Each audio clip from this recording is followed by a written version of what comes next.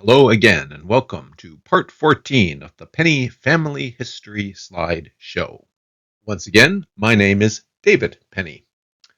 In this episode, we're going to be looking at the period from October 1962, when I was born, up until the end of 1967, which was quite an eventful year.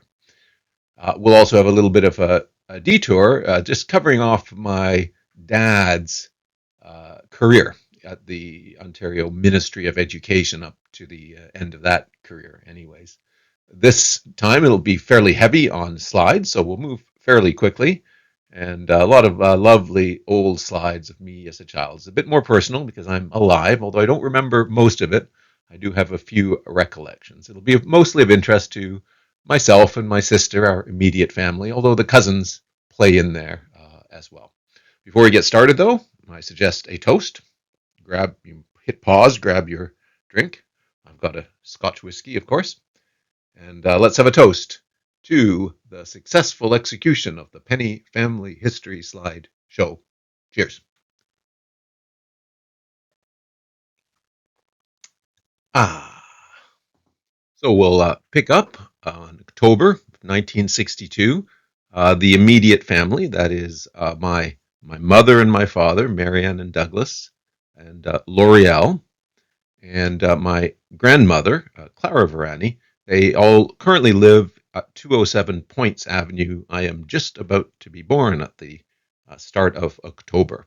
My grandmother is 60 years old, Marianne is 30, Douglas 31, L'Oreal is just 2 1/4. Douglas and Marianne are both school teachers at this point. My dad, and that's the car he drives, the Citroën that they got in their trip to Europe, teaches at Lawrence Park Collegiate, which is just a few miles to the south of Points Avenue. And my mom, who drives this little blue Volkswagen Beetle, the original Beetle, to a different school where she teaches primarily history and geography, which is what she's specializing in. So, as I say, I'm about to be born. Now, my grandmother, Clara, she retired when L'Oreal was born, and my mom wanted to go back to work. And so Clara took care of us kids. So here's the first photographs of me. These were taken October 14th, 1962, when I was aged just 6 days. And here's Clara Varani on the left, and Tiddy Neubauer, who came down from Hamilton to visit the new child. And this is at Points Avenue again. Notice I am a bottle-fed baby. My mom believed in bottle feeding. There I am again with Tiddy Neubauer. Quite serious. And there's the first photo with L'Oreal on October 18th, when I'm 10 days old, lying on her lap there. She looks happy to have me around. And there I am with my mother and L'Oreal at Christmas. And here's some more Christmas photos. L'Oreal with Douglas. This is in the basement of Points Avenue, where Douglas and Marianne have their apartment. And a famous photo of L'Oreal with the Smarties. And a lovely picture of my dad, Douglas, and L'Oreal. And here's L'Oreal giving me a rattle on the left. And bottom right, I'm looking rather happy. And top right, that's myself in the little baby chair, and Leslie Varani and L'Oreal. Leslie is, of course, my cousin on my mom's side. So my mom has a brother, Tom, and Tom's son is Leslie. And there's me, Leslie, and L'Oreal again. Still Christmas. There's L'Oreal sitting in one of the butterfly chairs that will later make a reappearance up at the cottage.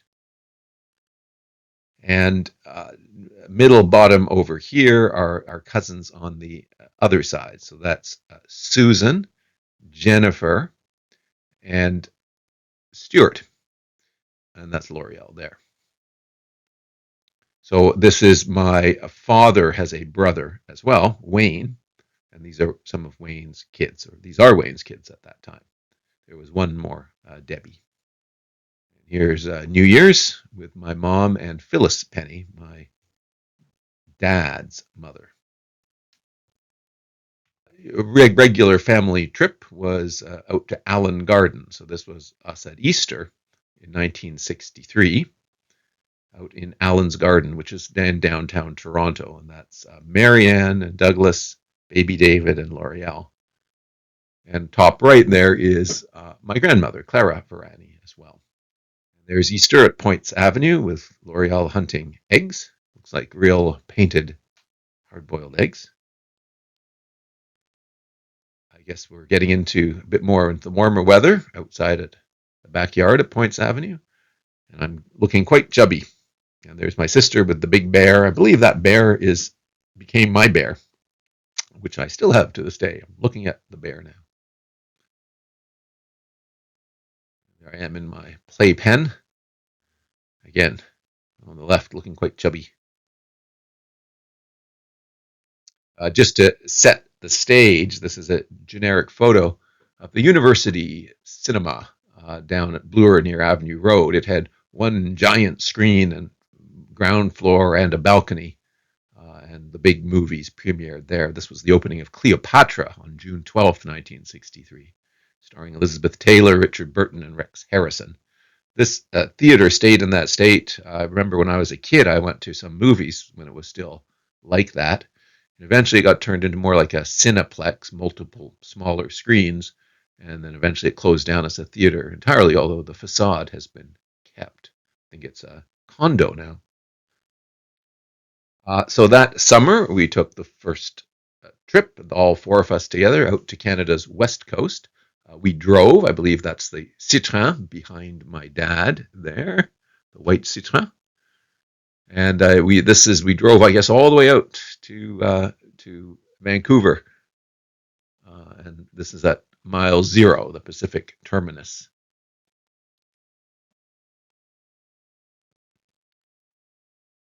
And here we are on the Columbia ice fields.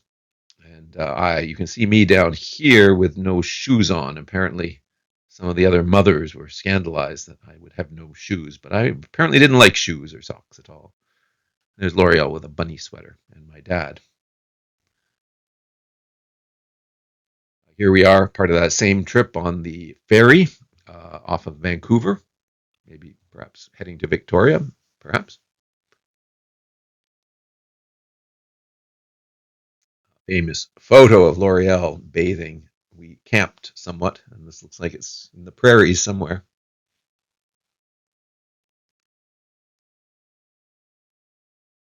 And me looking chubby.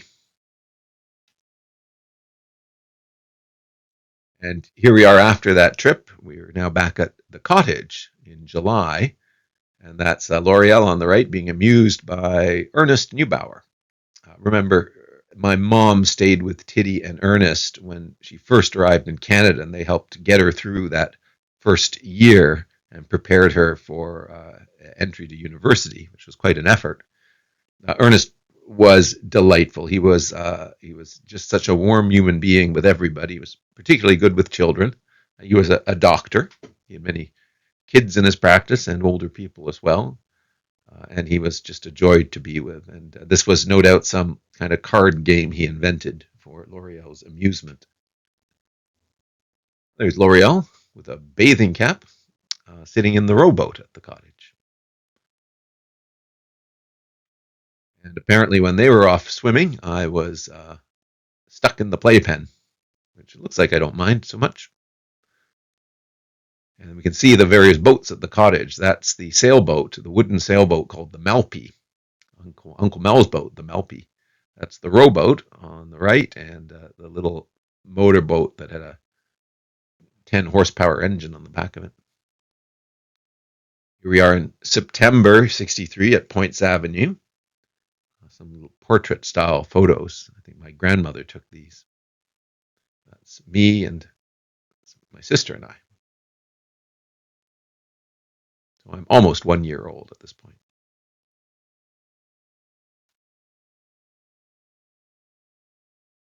Hard to get kids to both sit still and look in the right direction, I guess.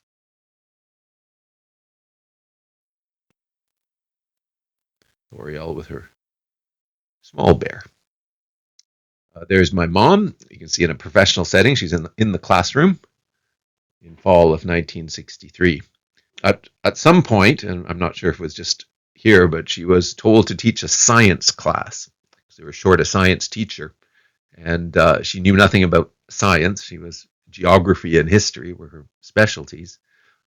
So she had to get coached by my dad, who had a great interest in science and did a degree in science, and was in fact became the head of science at Lawrence Park Collegiate. So he would coach her every morning on the experiment of the day. And she tells a story about once she was being a bit absent-minded in the car, and he said to take an inch of the magnesium strip and to burn that. It would burn in a fantastic flare. She wasn't paying attention. She had the strip there, and she just thought she meant an inch of diameter of the thing. So that was magnesium coiled up into an inch, which was much longer than just 1 inch of the strip. She burned that. Apparently, they had a giant explosion in the class. No one was hurt, but there was a black spot on the ceiling. And then that got around the school, and the next class in asked, "Oh, can we have an explosion too, Mrs. Penny?" My mom also tells a story that she always used as an example Bix pickles. And to say I have 10 Bix pickles and I give away 5 Bix pickles, how many Bix pickles will I have left? And there was a kid in the class whose family made a competing pickle brand, and several months in, he asked why she always used Bix pickles as the example. A walk in Sherbrooke Park, I believe, based on the slope of that hill. That's my dad and me in the baby carriage and L'Oreal. And this is around Thanksgiving, 1963, when I'm just about one. There's some more of me in the park and my sister. Right around this time, we don't really have much of a cottage to go to. There's only the one cottage that my grandfather built. And he's, of course, got 2 sons, and both sons have families at this point with multiple kids. So we were definitely running out of room at the cottage. So my dad decides he's going to buy an adjoining lot and put up a cottage there. The original purchase was 2 lots, of which Alan kept 1.5, and a half lot went to Earl Willis, who was my grandmother, Phyllis Penny's childhood friend, Mary Willis, who married Earl Willis. The intent was to put 2 penny cottages on that 1.5 lot. And my dad decided that that wouldn't be enough, so he bought the next lot over, which was considered a bit unbuildable because it had a big slope into rock slope that sloped all the way up from quite far back, right above the lake. But my dad thought he could build a cottage there, and so he bought that land for a song, about $1,000 apparently, and we eventually put up our cottage there not too long after this. And here's a photo commemorating the purchase of that. On the left there's my mom, and on the right is Phyllis Penny, my grandmother, my father's mother. Once a year or so, Uncle Paul, who was my great uncle, my mother's uncle on her father's side. This is one of her father's brothers, Uncle Paul. Paul and Laszlo, her father, had a falling out at one point, but then they reconciled just as the war was going on. Paul moved to the States, and he set up a very successful business doing surgical supplies, like surgical instruments. He was also an inventor, and he made some interesting little inventions too. He seemed to be quite successful. He drove a big Cadillac into town up from the States and come to visit us and the cousins and Uncle Tom. And he was notable for every time he came into town, he brought all the kids to the toy store and let us pick out whatever toy we wanted. So that was always a fun time when Uncle Paul rolled into town. And there I am on my first birthday. That's still in Points Avenue. And there's L'Oreal, me, and Leslie, my cousin Leslie. Here is sometime in the early winter of 63, 64. This is outside Cranbrook Avenue, which is my grandfather and grandmother's house, Alan and Phyllis Penny's house. You can see again the white citron. Now, right around this time, my dad was not idle. He was not just teaching.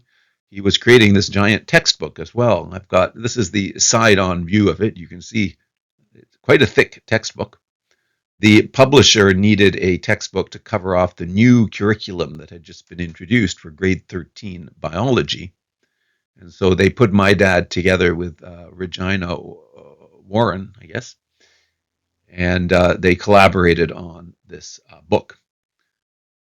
Apparently, my dad, of course, was a terrific writer, and he had to rewrite a lot of the book to give it consistency. And anyways, that was quite successful. The royalties kept coming in for years and years and years after, even when I was in high school. This was still the biology textbook used 18 years later. Now you can see my dad's hand in it.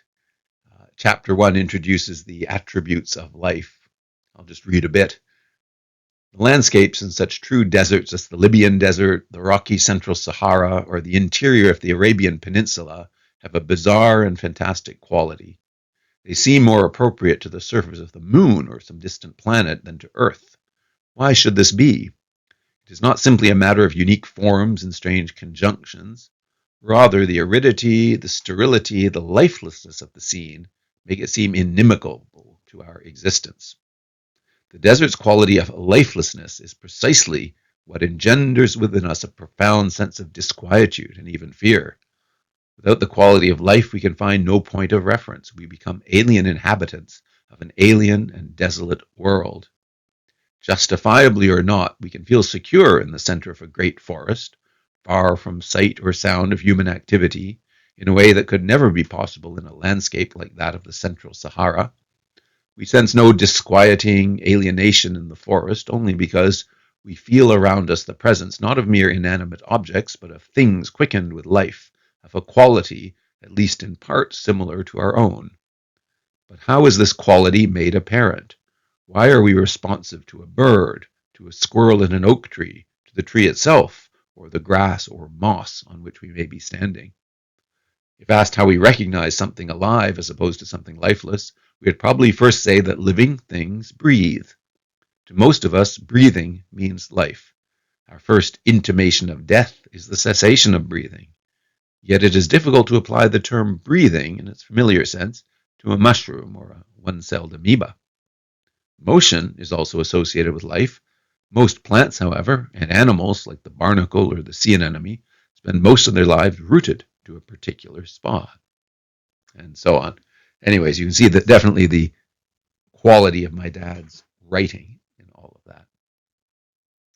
And here we are, Christmas 1963, on the hobby horse in front of the tree, L'Oreal and myself together. And there we have L'Oreal in May in the backyard of Points Avenue. And me as well, playing with some blocks, and L'Oreal on the slide. Now, in spring of 1964, we began construction of basically the two new cottages, one for Wayne and one at the lot over for Douglas as well. This is one of those two cottages, and this is L'Oreal and myself overseeing the cottage construction.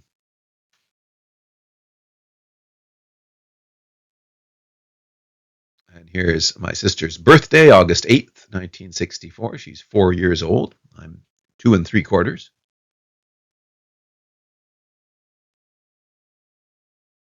That dress was no doubt purchased by Tiddy. They were always traveling to Europe, and she probably picked up that Austrian style dress. Here we are on the steps. On the left is my mom and L'Oreal, and on the right is myself, kind of washed out in the lower left, and my dad. I believe this is near Uncle Tom's house in Leslieville. And in September 1964, L'Oreal, now 4 years old, starts nursery school at the newly established Toronto French School. It opened its doors 2 years earlier, September of 1962. There's L'Oreal in the middle there. I think the teacher has her eye on her. I'm not sure if it was this early, but a famous report card from L'Oreal said, Quel bavard, which means what a chatterbox, and not necessarily in a good way. But L'Oreal was quite, quite always did really well in school and was very chattery and very social, as opposed to me, who did very poorly. But we'll get to that. Here we are, Christmas 1964. Again, that's Leslie and myself and L'Oreal. I've got a very nice Austrian-looking outfit on as well, like L'Oreal's. And on the right-hand side here are, again, the Penny cousins. That's Susan, Jennifer, and Stuart.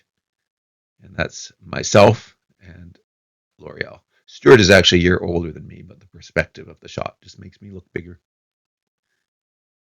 There's Leslie and L'Oreal. Same Christmas.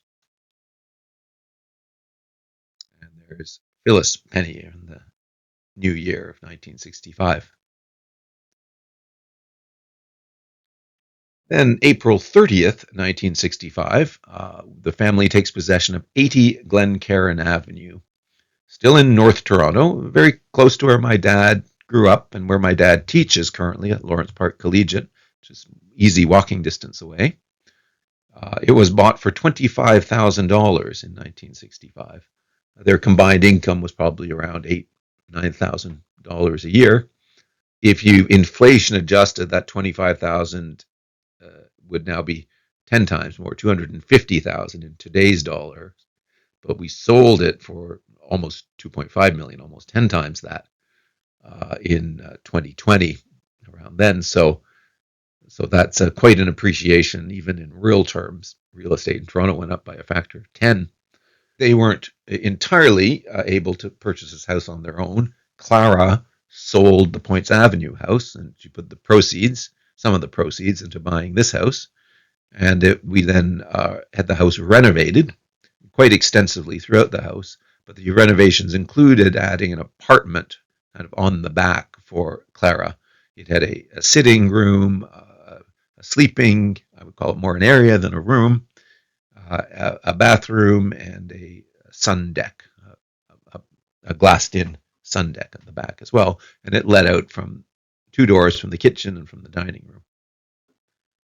There's L'Oreal, 5 years old, on August 8th. And here we are in August to September 1965. That's Paula Varani, who was my mom's brother Tom's first daughter. So they already had Leslie, and this was the second child, Paula, born April 15th, 1965. My sister and I, my mom, looking on. And on the right is Clara Varani, her Paula's grandmother, our grandmother. And a year later, September 1965, L'Oreal, 5 years old, starts kindergarten at the Toronto French School. And there she is over here under the blue arrow, close up here. Again, these class photos are generally taken in June, but they're, of course, starting with this class in September. You can see L'Oreal is already writing. That's her. This is on the back of this photo. She's written out the date and written out the names, including her own. And because L'Oreal's birthday was in August, in the middle of the summer, she had more like holiday parties instead of birthday parties. And so she had her class over for a holiday party. This is Glencairn, the dining room that lets out onto the backyard. At this point, it was a window. We later turned it into a doorway. This doorway here lets out onto my grandmother's living room, which was right behind here. The kitchen was just to the right, and her apartment extended along the back of the house. And there's Marianne, Douglas, L'Oreal, and David at Christmas 1965. And here's me, Christmas 1965. This picture is colorized, but it did a very good job picking up the color, this red color, and the color of the table, which looks fairly accurate in the chairs, and the tree. So I reckon it probably got my outfit correct as well, though I can't recall. Here we are in front of 80 Glencairn. Now, one thing I recall, it was probably earlier that year. I'm only 3 years old, but I do recall when construction was going on, the renovations were going on. My earliest memory is of a bench, a worker's bench, right inside this window here on the other side of this window. And I was, of course, much smaller, so I'm looking up at the surface of this bench, and I was about to go out for a walk. And that was my earliest memory. And there we go, out for some kind of an outing. And my sister and I. My sister looks like she quite liked me, took good care of me. We were reading a book together. And there's my sister playing with dolls. That looks like a piano.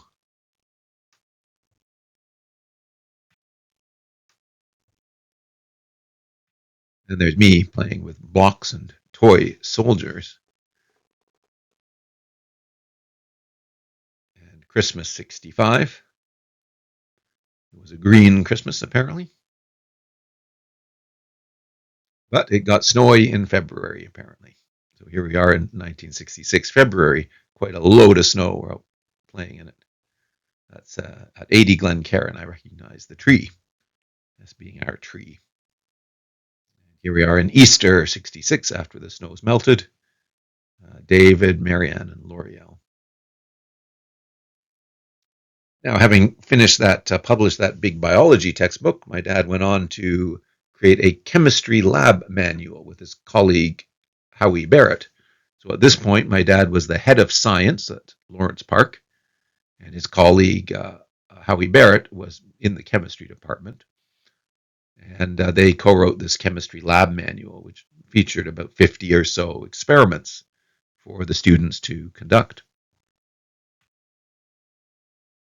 You see, it's been designed to provide the necessary experimental illustration for curriculum S17D of the Ontario Department of Education for grade 12 classes in September 66. There was usually a diagram, a list of stuff you needed, and how to do the experiment. So you see, my dad was never quite satisfied being just a teacher. He was always busy with these big projects. Here we've got some passport photos being taken. We were contemplating a trip a year from now, and so maybe this was in preparation for that. Fortunately, I don't have my mom's passport picture of this time. This is my dad, my sister, and myself. Here we are in August of 1966 up at the cottage. This is, again, the original cottage. And there's my sister, L'Oreal, there, and there's myself, David. That's Marianne, my mom. These are no doubt some cousins. Not sure who's who. I think that's Jennifer. This is my grandmother, Phyllis Penny, on the far right. And I believe this is Auntie Georgie and Auntie Pearl, perhaps. Phyllis's half-sisters. And there's David, Tiddy Neubauer, L'Oreal, and Marianne, my mom, in August of 66. And on the right, there's me in the backyard of Glencairn Avenue this time. And here's my mother and I in Hamilton. Tiddy and Ernest Neubauer lived in Hamilton. And we would go up probably once every couple of weeks, I would say. We would take the drive out to Hamilton on a Saturday or a Sunday, and we'd have a meal there, usually kind of a late afternoon meal, like a 3 o'clock meal, which was a European thing to do. And then we drive back home that same day. I spent a few hours in Hamilton. They lived on the mountain in Hamilton on Scenic Drive, which is now one of the most sought after places in Hamilton. Their place was a bungalow, fairly large bungalow, that looked out onto the ravine. So their backyard, big backyard, at the end of it was the ravine. And we had to be very careful not to go anywhere near the ravine. It was always a fun time to go to Hamilton. As kids, I'm not sure exactly when we started, but both L'Oreal and I, we'd each spend a week, a separate week, with Tiddy and Ernest. And that was, again, always fun. So in September of 66, again, this picture was taken in June, I start school, nursery school at the Toronto French School as well. We were at Summerhill Church, which is on Yonge Street near Summerhill. This is me over here. And this is a friend of mine who I still know to this day, Mark Ball. And over here is another friend, John McLeod, who left the Toronto French School, but I linked up with him at Lawrence Park when I left the French school after grade 8 and went to Lawrence Park for grade 9. John McLeod was there, and we made the connection that we had known each other in nursery school. I was very, very, very bad at school. My brain wasn't wired correctly. I was quite dyslexic, and I daydreamed a lot, and I had a stutter, so I had a bad stammer. Now that ran in the family. My father had a stammer, and his stammer resolved around first year university. My stammer resolved in grade 9. And my grandfather also had a stammer, and his lasted his entire life. And my mom thought that the French school was the perfect place for me because I couldn't speak, but neither could anyone else in French. And as it turns out, they didn't notice I had a speech impediment for quite some time. My mom recounts the time when this teacher, 6 months into the term in a parent-teacher meeting, goes up to her very gravely and says, "I believe your son may have a speech impediment." My mom says, "No shit, Sherlock." No, I'm sure she didn't say that.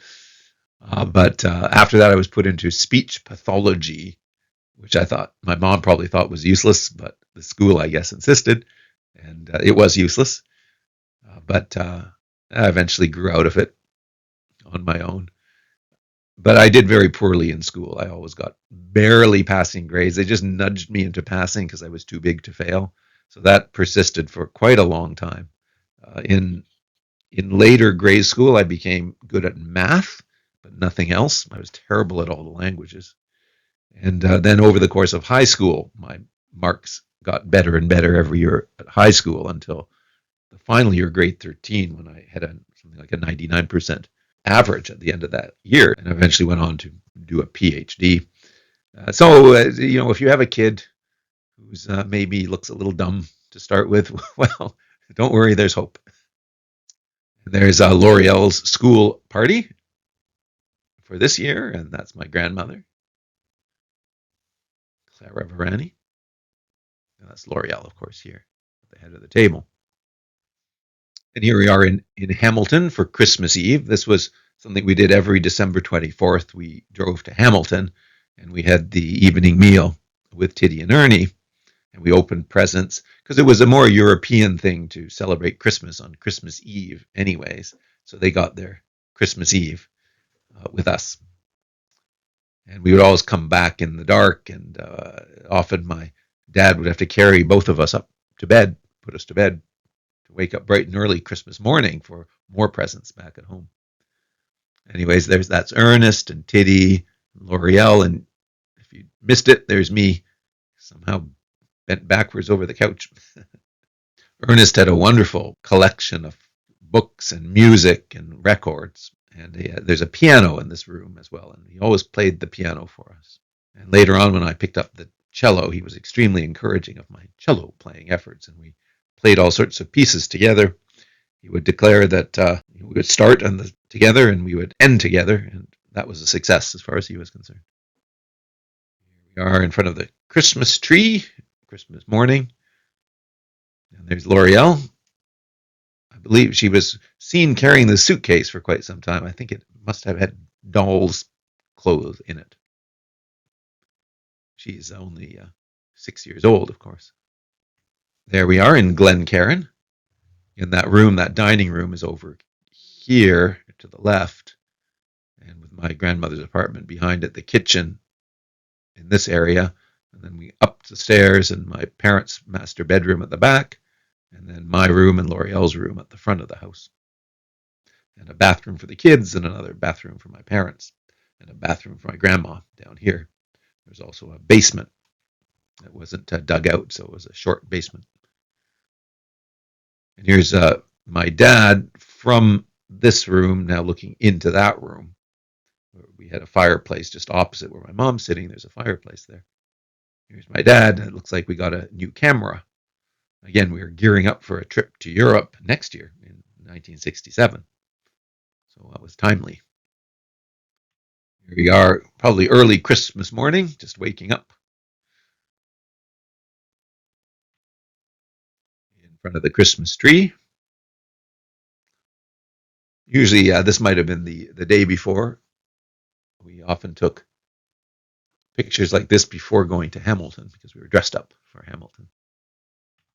Now, Christmas Day dinner that time looks like it was at a restaurant, and my cousins, my dad's brother, Wayne, who you don't see him in this photo here, but you see his wife Cindy here, and his kids, Stuart, Susan, Debbie, Jennifer, must be somewhere else, and that's myself there, and my dad.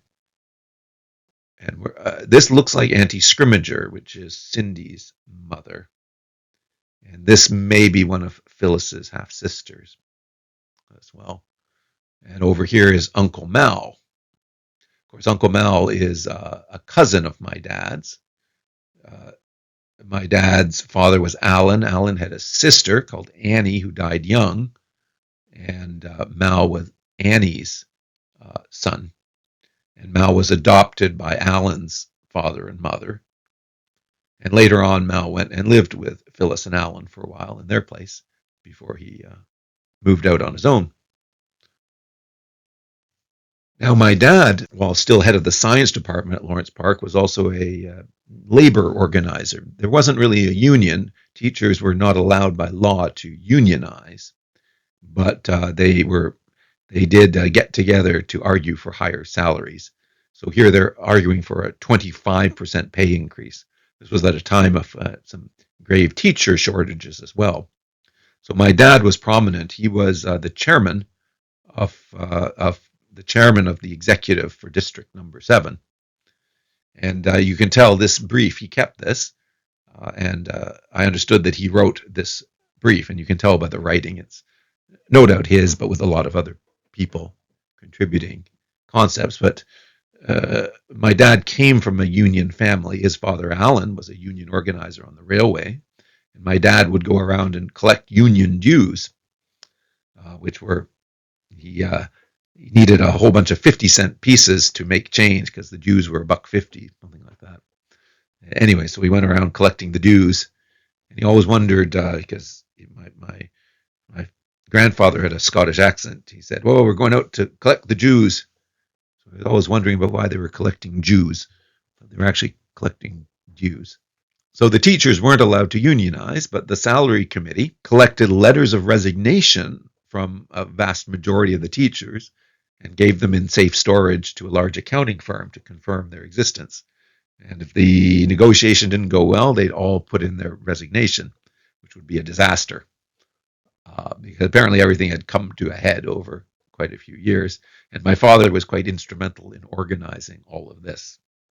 And it worked out quite successfully. They got their demands met. But here we can read some of my father's writing here. And there's some very interesting points. In particular, the educator in a democracy. I'll read that. Under any system of government, a society is dependent on its teachers to produce enough young, educated people to meet its needs. However, a democratic form of government must require the highest possible educational standards of all its future citizens, since all should be responsibly involved in its function. If we do not continue to raise educational levels, we will sanction the creation of a citizenry deprived of the opportunity for self-realization, lacking in the knowledge and objectivity necessary to face the critical world issues, and ill-prepared to withstand the manipulation of the mass media. Now, that could have been written as I sit here now in 2025, educating people to withstand the manipulations of the mass media. And at the time, of course, there was a Cold War. Everyone was worried about getting bombed. Not to choose democracy with its educational requisites would mean acceptance of atomic oblivion, or at best, some Orwellian-type oligarchy. So yes, a little bit over the top, perhaps, but this was designed as a piece for the press and the public to see as well. And they go on to make various arguments and remove some misconceptions. There's not really a short work week. The summer isn't as long as you think it is. Job security isn't that different from other places. and so on. So they asked for a 25% increase on average, and I think they got it.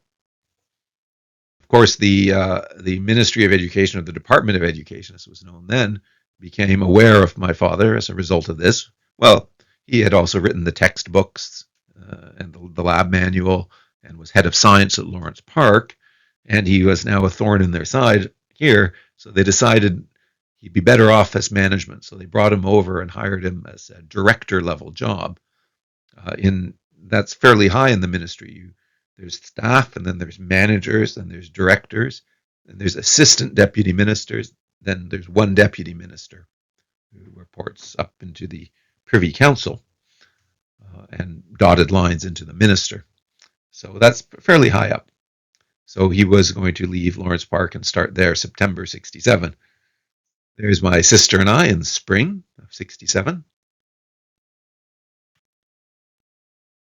And in 67 was Expo 67. Canada was founded in 1867, so this was 100 years from anniversary of Canada. And this was an international exposition called Expo 67, held in Montreal. So we drove out to Montreal, and here we are at Expo 67, which I have some very dim recollections of. And that same year, we went on a family trip to Europe. And here's L'Oreal and me wait in the waiting room of JFK Airport, John F. Kennedy Airport in New York.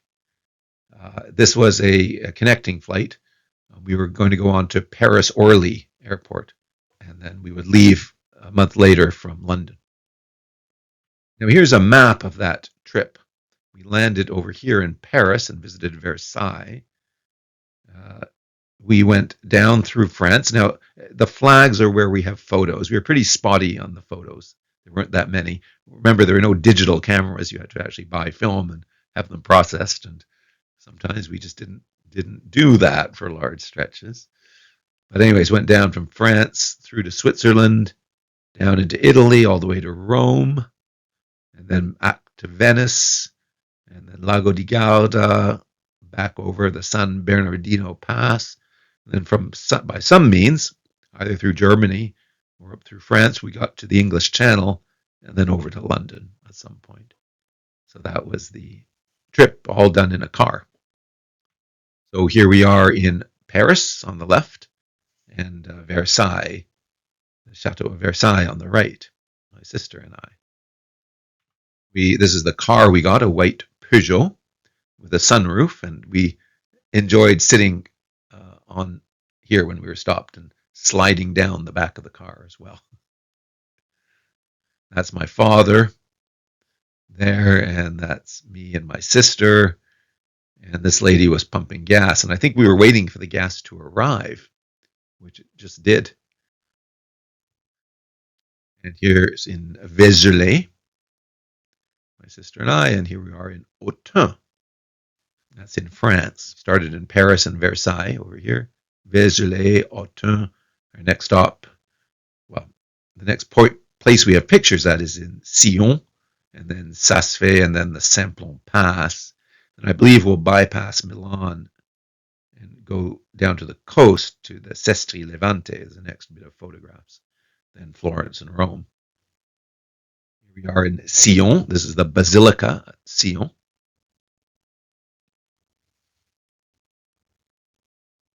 And the next stop is Saas-Fee. This is a contemporary photo of Saas-Fee. It's a ski town nestled in the mountains. In the summer, lovely summer as well. The cable car over here operated. You could go up to the glacier up at the top. So here we are on the glacier, me and my sister. There's L'Oreal near the glacier, and me walking right by the snow. L'Oreal sitting on the rocks. Here's my sister and I on the glacier. And in a meadow nearby, notice the little pin on my sweater. In those days, you could still go up into the captain's cabin on the airplane and look at the fantastically complicated cockpit.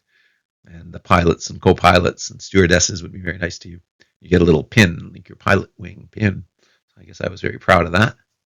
Toted it around. Here we are then coming out of Switzerland into Italy across the Simplon Pass. And we stayed in this hotel, I do recall that, the Hotel Bellevue. Here we are in Sestri Levante in Italy on the Mediterranean coast, playing in the ocean. It's fun to have snow one day and beach the next. We go by Florence. I want you to note my sister's rather elegant and very contemporary getup, the mini dress with the pattern, the purse, the sandals. Comme il faut. And here we are in Rome. I think you can tell by my sister's expression and my expression that it's pretty darned hot as it gets to be in July in Rome. And here we are in the Forum in Rome. Now, my mom loved Rome. She didn't mind the heat at all. My father was sometimes a bit done in by the heat, but my mom loved the heat. Remember, she lived in Rome for a year as well, so it was like coming home for her. Here we are, I believe this is Piazza Navona, and this is the Fontana, the Trevi fountain. This is the Roman Colosseum. Now, if you go nowadays, I doubt you'll be able to sit anywhere like that, and it would be crowded, jam-packed with tourists everywhere you go. But in '67, it was still pretty wide open. You could go wherever you wanted, and they were happy to see you. Pay a small entry fee, and maybe, or sometimes not at all, and in you go. So then from Rome, the next bit of photos are from Venice, and then some on Lago di Garda. I'm not sure if it's the top or the bottom of the lake. And then we went across the San Bernardino Pass. We might have gone to Milan first, I think, and then and maybe Lake Como as well, where we had friends there, and then to Switzerland, and then on to England by routes unknown. So here we are, my sister and I, in a gondola in Venice. I reputedly had a temperature of 102 or 103, but I had to get out on the gondola. So these are the only pictures of me in Venice, and I'm in the hotel room being seen by a doctor after that. Here's L'Oreal in St. Mark's Square riding on the lion. Every time we went back to Venice, and we went back, maybe a half dozen times, we would always ride on the lion, take a photo on it. My sister in a cafe on St. Mark's Square. And here we are in Lago di Garda, oranges by the lake and swimming in the lake. And this is apparently Milan. And I don't know who that lady is, or if we know any of these people. But we might, because my mom had friends still in Italy, the Farkas family in particular. And then here we are coming out of Italy now, along the San Bernardino Pass, not to be confused with the Great St. Bernard Pass, and not to be confused with the Little St. Bernard Pass. This is the San Bernardino Pass. And we would usually, here we are having a snack, we would usually eat breakfast at the hotel. It was included with the room. We'd have lunch on the road, a picnic usually, and then we'd have a dinner. We'd hit some new town. We'd get the hotel, and we'd go out for a little walk. And my dad would scope out all the restaurants, look at the menus, take a quick peek inside, just through the window, and decide which place we're going to eat that night. And then later on, we'd go back to the hotel room and get dressed for dinner, and then we hit that place for dinner. No reservations required. Again, they're happy to see you. Every meal was absolutely wonderful. By some means, we get all the way up to England, and we're taking a boat across the English Channel, and this is us on that boat. We each have Toblerone bars. There's my sister's, my mom's, and my Toblerone. Here's, again, the Toblerone bar with a piece of Toblerone chocolate on the English Channel. Now here's, this picture is described as a boat on the Thames. I don't know if it's the same boat, if they do that, if they float all the way up the Thames, or if it was more just a local boat on the Thames. But there's my sister and I, a boat on the Thames. And I guess from England, we flew home. Because we're in August, we're back at the cottage. And over here is, that's L'Oreal, my cousin Stuart, and my cousin Jennifer. And there's me with an air mattress. There's me and my cousin Debbie. And there's L'Oreal front and center here and over here as well, and cousin Jennifer. I think that's Jenny as well. And here's the official photograph of my father as the director for the Ministry of Education. Now, my dad's first job at the ministry, he was actually seconded off to work on this project. He was the director of education at the Ontario Science Centre. The building was completed around 1967. It was intended to be a centennial project. But they had no exhibits yet. It wouldn't open until 1969. And so what was required was to create all of the exhibits. And my dad was brought in to lead the educational effort there. He often said he was the big compromiser, because they had the scientists and engineers on the one hand, and the engineers just needed to make sure that the thing worked. The scientists wanted to include a textbook with every exhibit of text. The designers wanted it the minimum possible amount of text and just make it look good. And then the educators wanted to make sure it was educational, and my dad was often mediating between all those groups. Now, the architect was a guy named Ray Moriyama. This is an example of probably one of the finest examples of so-called brutalist architecture, but it's a very warm form of brutalist architecture. Unfortunately, so this year, 2025, the Science Center has just recently been closed under suspicious circumstances, which we suspect some graft is involved, but it's a real shame. Well, it's moving locations, but this building is no longer going to be used. There's a photograph of the completed Science Center. You can see this concrete work is apparently very intricate and required a great amount of artistry to do this kind of concrete. And again, very unique brutalist style. And then inside were all sorts of exhibits, and everything was designed to be interactive. My dad really pushed that. As the education guy, everything needed to be interactive, nothing that you would just passively look at. You needed to engage with everything. And I remember he went on a number of trips and looked at all of the other science centers. And the Ontario Science Centre was then a model for the entire world of how to do a science centre properly. One of his colleagues, Mr. Takahashi, then went on and became the director of the Sudbury Science Centre, which took very much the same approach.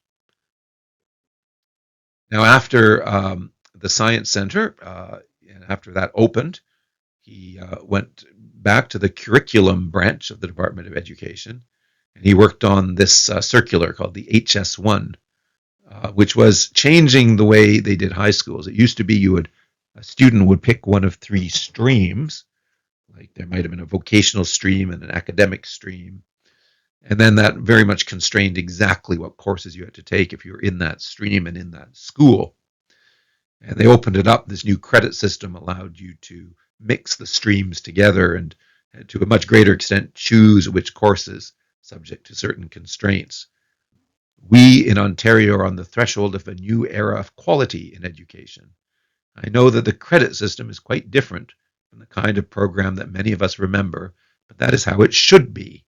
Ask yourself this question: do you think that the kind of high school education you received would adequately equip your child to cope with the kind of society he or she will face?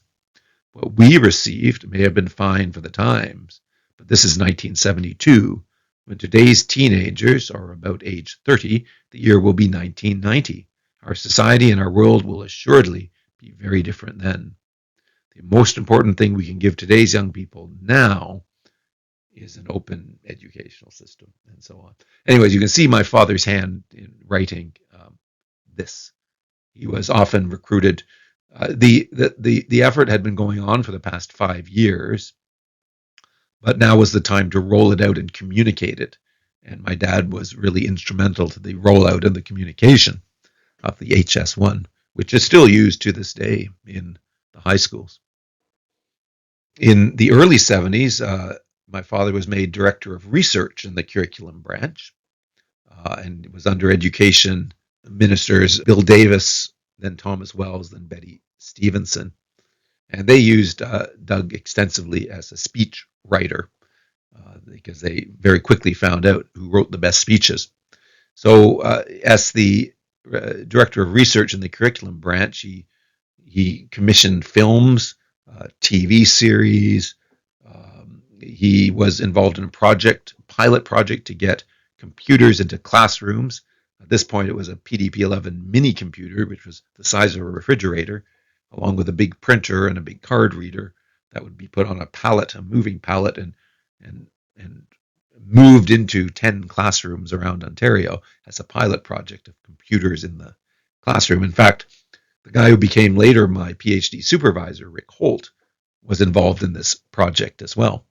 And so my dad and Rick Holt knew each other from this project, although I never knew that at the time. Under the auspices of Betty Stevenson, another education minister, Doug was in charge of introducing computing into the classroom.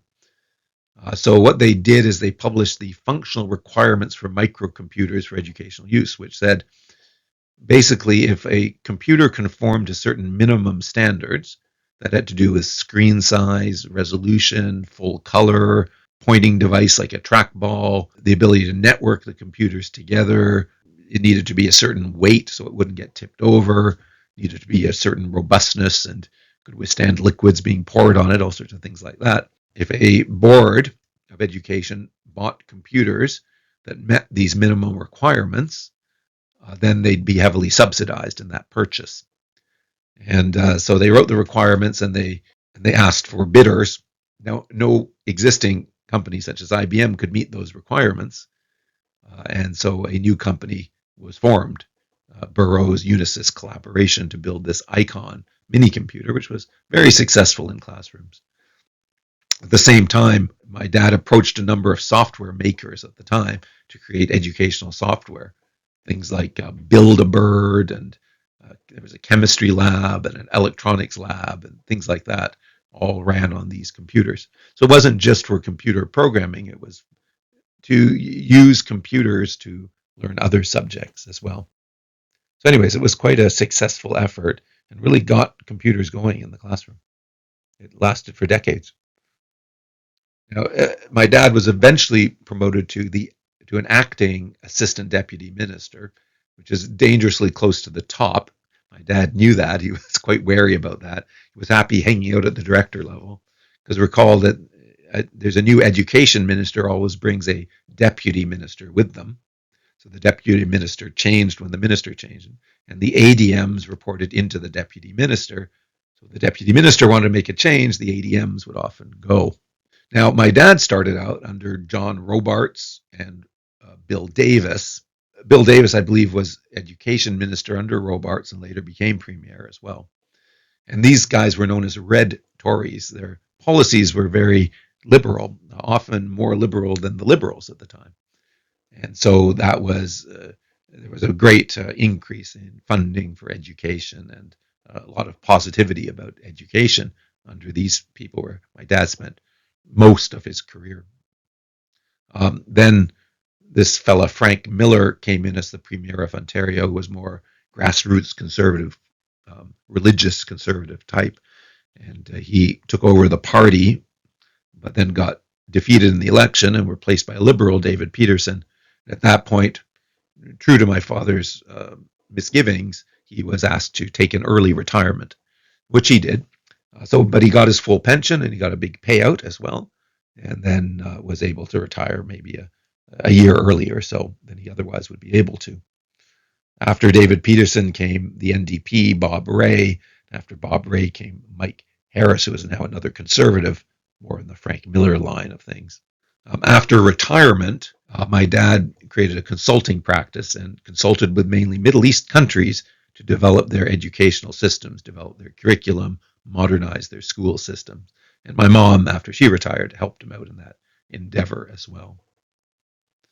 Now, I remember him telling a story. He was long gone. He still had contacts, but when Mike Harris came in, this was his slogan was common sense. Anyways, and he noticed there was something called the funding formula. And my dad, back in these days, was very expert with the funding formula. The funding formula took into account all sorts of things to determine how much money each school board should get.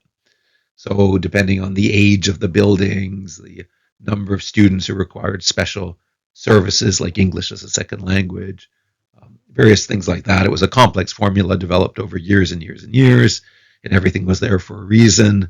Well, Mike Harris wiped it all out and said $1, one kid. And of course, chaos ensued, and that had to quickly be reversed. But my dad, I remember him talking about it, was shaking his head at the time. So that was just a little detour on my dad's career. So now we'll warp back to 1967 when he becomes director of the Science Center. And here we are on October 8th up at the cottage. Now I remember in 68 going to the Science Center with my dad while it was still under construction and seeing the big exhibits still being put together. And I remember he lost me at one point in the Science Center, and I went out to the car and sat on the trunk of the car and waited for him, and then he found me there on the trunk of the car later and congratulated me for having a good idea to come out to the car. So that stuck in my memory as well. Anyways, here we are up at the cottage. This is the old cottage. We subsequently put an addition on the back here, and then another one, and then another one. But here the cottage still wrapped around. This is my cousin Stuart, myself, that's Debbie, and that's Jennifer. And again, Stuart on the side there, David, Debbie, this is L'Oreal, there's Jennifer, and there's cousin Susan. So there's all four of the cousins. There's Stuart again. There's my mom serving up the birthday cake. And that's my dad standing behind us. I recognize the belt. My sister, myself, Debbie, Jenny, and Stuart, and blowing out the candles. A little bit of cleanup. This was the old cottage. There was a living room at the end, and then it was then long and skinny. There was a kitchen on this side and a dining area beyond it, and on this side were a bunch of doors. And the design was supposed to look like a Pullman train, or a bunch of train cabins off on the side. There was my parents' bedroom, and then a little bathroom, and then my sister's room, and then my room. We eventually built a wing when I was 16 years old on the end, which we called the Neubauer wing. So for when Tiddy and Ernest came up, they would have a more comfortable place to sleep, which was also acted as a sitting room when they weren't there. And here's my first and I believe last birthday party with my school chums. And that's my grandmother there. Here we are at 80 Glencairn. This is a window to outside, and my grandmother's room is behind the curtain on that side. And I do recall being told in some dim recollection that there were these two girls who were vying for my attention all the time. And one would cry if the other one got too much. So 5 years old. There's my dad and my sister with her famous checkered dress. And there's me, sleepyhead. We are in November. My dad, he always went to work as director, of course. He suit and tie all the time. Drove all the way downtown to the Mowat block, which is down at Wellesley and College. My dad had, especially when he became acting ADM, he had, I believe, 3 secretaries who worked for him because they didn't have computers in those days. And he had a good expense account, and he used it often at a little Italian restaurant called Dino's. And I remember he took me once for lunch at Dino's late in his career, and they treated him so well at Dino's. They escorted him to a private room at the back for just me and him, and that was fun because he often brought dignitaries there to eat. There's L'Oreal and Tiddy, and I believe this is Bojonani. Anyway, some kind of a relative of ours. And again, we always did Christmas Eve at Hamilton. This is Christmas Eve 1967. And there's Christmas Day, 67, looking happy. And the whole family in front of the tree.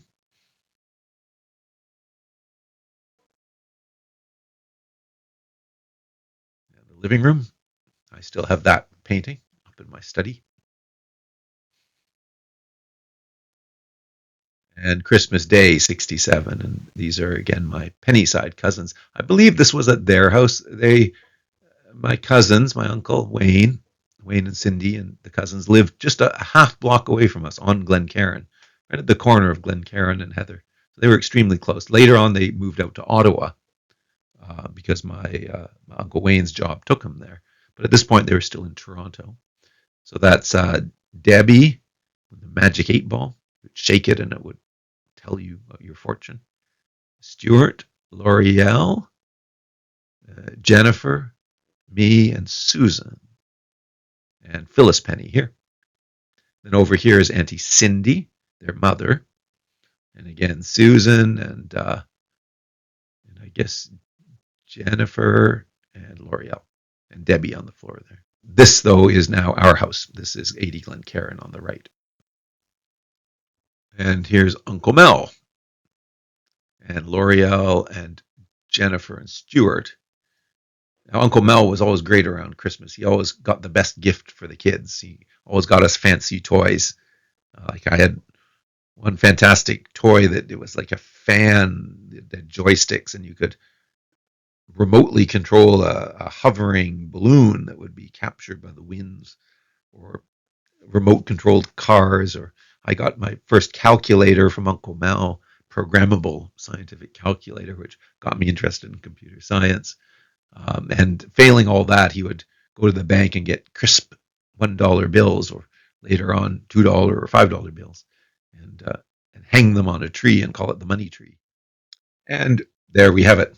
So that was covered the period from the time I was born, October 1962, up until right the end of 1967, which, as you can see, was a very eventful year. So with that, let's have a toast. One more toast, as is customary at the end of these presentations. Toast to the Penny family, toast to all the extended relatives, and to a successful execution of the Penny Family History Slideshow project. Cheers.